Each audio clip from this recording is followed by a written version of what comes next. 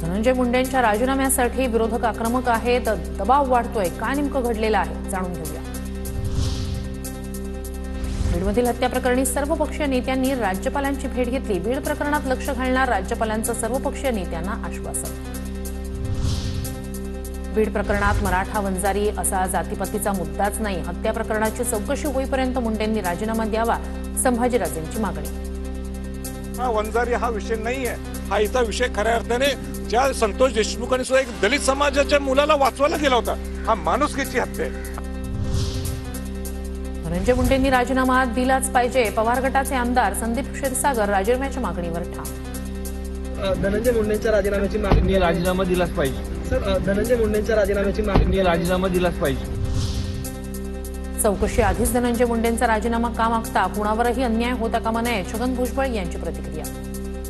पर्यंत कन्फर्म्ड होत नाही की त्यांचा हात त्याच्यामध्ये कुठेही आहे, तोपर्यंत का राजीनामा त्यांनी द्यावा किंवा मागावा तरी आपण.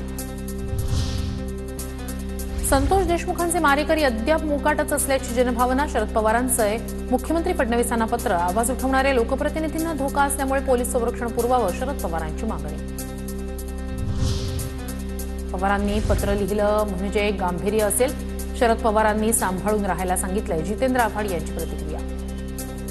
पवारांनी लिहिलेलं आहे त्याच्यात काही गांभीर्य असेल, कारण का पवार साहेबांनी मला स्पष्ट सांगितलेलं की जितेंद्र तू सांभाळून राहा. मुंडे घराण्याच्या मनाविरोधात ही पहिली केस. गुंडगिरी सुरू होती. संतोष देशमुखांचा खून यांना पचवायचा होता, मनोज जरांगेंचा आरोप. तो खून दाबायचा होता, पचायचा होता.